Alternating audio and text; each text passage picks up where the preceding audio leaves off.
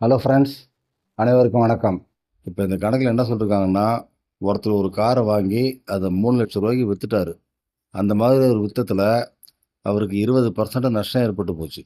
இதுதான் ஸ்டேட்மெண்ட் கொடுத்துருக்காங்க. இப்போ என்ன கேள்வி கேட்டிருக்காங்கன்னா, அந்த காருக்காக அவர் எவ்வளவு செலவு செய்தாருன்னு கேட்டிருக்காங்க. இப்போ இந்த கணக்குக்கு பதில் சொல்றதுக்கு முன்னாடி, இந்த பர்சன்டேஜ் பற்றின ஒரு சின்ன குறிப்பு சொல்கிறேன், கவனிங்க. 20% அப்படின்னா 5ல் 1ன்னு அர்த்தம்.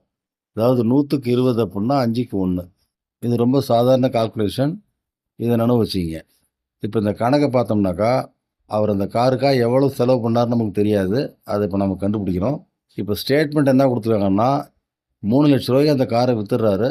அப்படி விற்கும்போது அவருக்கு ஏற்பட்ட நஷ்டம் 20%. அதாவது 5 பங்குல 1 பங்கு நஷ்டப்பட்டு காரை விற்றுருக்காரு. அப்படின்னா என்ன அர்த்தம்? அவர் காருக்காக செலவு பண்ணது 5 பங்குன்னா, இப்போ அந்த கார் அவர் விற்றுருக்கிறது 4 பங்குக்கு தான்.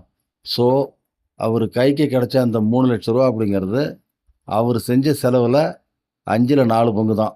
காரணம் 5ல் 1 பங்கு நஷ்டமாயிடுச்சு. அந்த 5ல் 1 பங்குங்கிறது தான் 20%.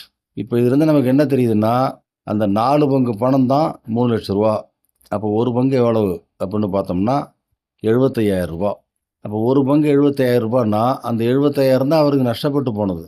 அப்போ இந்த காருக்காக எவ்வளோ செலவு பண்ணிருப்பாரு? இந்த 3,00,000க்கு மேலே ஒரு 75,000.